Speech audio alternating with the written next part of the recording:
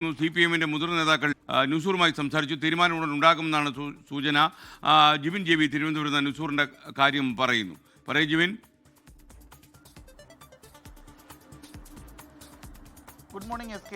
കോൺഗ്രസ് നേതൃത്വത്തിനെതിരെയും ഷാഫി പറമ്പിൽ MPക്കെതിരെയും ഗുരുതരമായ ആരോപണങ്ങൾ ഉന്നയിച്ചുകൊണ്ടാണ് യൂത്ത് കോൺഗ്രസിന്റെ മുൻ സംസ്ഥാന ഉപാധ്യക്ഷൻ നുസൂറ പാർട്ടി വിട്ടത്. ഈ നുസൂറിനെയാണ് ഇപ്പോൾ CPM പാളയത്തിലേക്ക് എത്തിക്കാൻ വേണ്ടിയിട്ടുള്ള ശ്രമങ്ങൾ നടന്നുകൊണ്ടിരിക്കുന്നത്.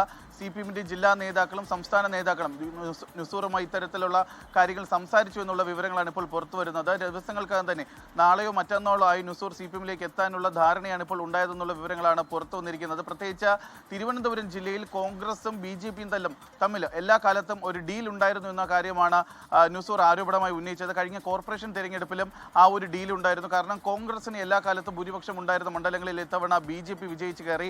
BJP വിജയിച്ച മണ്ഡലങ്ങളിലെല്ലാം തന്നെ വാർഡുകളിലെല്ലാം കോൺഗ്രസ് 3-ാം സ്ഥാനത്തേക്കും പോയി. ഇത് എല്ലാ കാലത്തും തുടരുന്ന തിരുവനന്തപുരം നഗരസഭ പരിധിയിൽ എല്ലാ കാലത്തും തുടരുന്ന കോൺഗ്രസ് BJP ഡീലിന്റെ ഭാഗമാണെന്നുള്ള കാര്യമാണ് അന്ന് നുസൂർ ഉന്നയിച്ചത്. അതുമാത്രമല്ല, വരാൻ പോകുന്ന നിയമസഭാ തെരഞ്ഞെടുപ്പിൽ നിയമമണ്ഡലത്തിൽ രാജീവ് ചന്ദ്രശേഖരനെ വിജയിപ്പിക്കുന്നതിന് വേണ്ടി കോൺഗ്രസും BJP തമ്മിൽ ഒരു ഡീൽ ഉണ്ടായി എന്ന് പറയുന്നു. പകരം വട്ടിയൂർക്കാവ് മണ്ഡലത്തിലും അരുവിക്കര മണ്ഡലത്തിലും UDF സ്ഥാനാർത്ഥികളെ വിജയിപ്പിക്കാമെന്ന BJP വാഗ്ദാനമുണ്ടെന്നും അത്തരത്തിലൊരു ഡീൽ ഉണ്ട് എന്നും പറഞ്ഞുകൊണ്ടാണ് നുസൂർ അന്ന് പാർട്ടി വിടുകയും ചെയ്തത്. അതുമാത്രമല്ല, വലിയ രീതിയിലുള്ള ഒരു ഗുരുതരമായ സാമ്പത്തിക ക്രമക്കേട് ആരോപണമാണ് ഷാഫി പറമ്പിൽ MPക്കെതിരെ ഉന്നയിക്കുകയും ചെയ്തത്. കാരണം ഷാഫി പറമ്പിൽ MP ആയിരുന്ന സമയത്താണ് യൂത്ത് കോൺഗ്രസിന് ഇവിടെ ഒരു സംസ്ഥാന ആസ്ഥാനം ഉണ്ടാക്കുന്നതിന് വേണ്ടി വലിയൊരു പിരിവ് നടത്തിയത്. കാരണം ഡീൻ കുര്യാക്കോസ് പ്രസിഡന്റ് ആയിരുന്ന സമയത്ത് ഭൂമി വാങ്ങി. പിന്നീട് ഷാഫി പറമ്പിൽ വന്ന ശേഷമാണ് ഈ കെട്ടിടം കിട്ടുന്നതിന് വേണ്ടി വലിയ രീതിയിലുള്ള ഏകദേശം 2 കോടിയോളം രൂപയുടെ ഒരു പിരിവ് നടന്നു. പക്ഷേ വർഷങ്ങൾ കഴിഞ്ഞ് ഏകദേശം 10 വർഷത്തോളമാകുന്നു ഈ പിരിവ് കഴിഞ്ഞ് ഇതുവരെയും ഷാഫി പറമ്പിൽ ഇതിന്റെ കണക്ക് എവിടെയും വച്ചിട്ടുമില്ല. ഈ കെട്ടിടം ഇതുവരെ പൂർത്തിയായിട്ടുള്ള കെട്ടിടം പൂർത്തിയാക്കുക മാത്രമല്ല,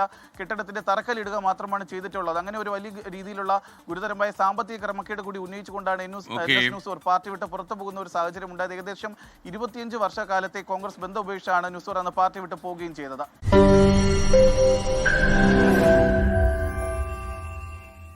ലോകത്തെവിടെയായാലും ഏത് സമയത്തും 24 വാർത്തകളും ഓഗ്മെന്റഡ് റിയാലിറ്റി പാക്കേജുകളും എക്സ്പ്ലെയിനറുകളും വിശദമായി കാണാൻ ഞങ്ങളുടെ YouTube ചാനൽ നിങ്ങൾക്ക് സബ്സ്ക്രൈബ് ചെയ്യാം.